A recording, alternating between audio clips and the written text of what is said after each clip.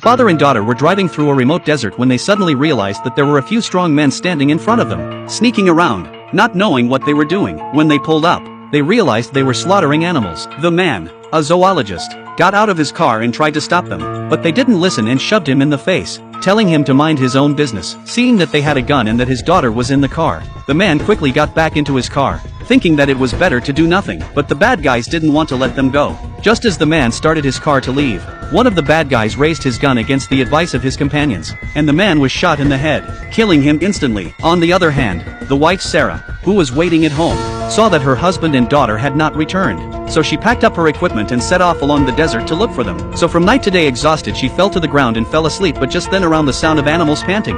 When she heard it, Sarah sat up and looked around, but there was nothing there. This strange scene made Sarah suddenly sleepy. She was puzzled to get up and look, but was surprised to find that there seems to be a bright headlight directly in front of the car. Sarah instantly thought of something, so she hurriedly packed her bags and ran towards the direction of the light. But what she didn't expect to see was her husband's car on its side, and a bad feeling came over her. Sarah did not have time to think about it. Without saying a word, opened the door and saw her husband's cold body. Sarah was devastated. She didn't know what had happened. Just when Sarah did not know what to do, but vaguely heard a movement in the trunk of the car came. Sarah was puzzled and slowly got up to check, but the scene in front of her stunned her to see her daughter's head was covered by a piece of black tarpaulin. Sarah's heart once again seized up. She unbelievably slowly lifted a look. Thankfully daughter only suffered a little trauma. People are still alive.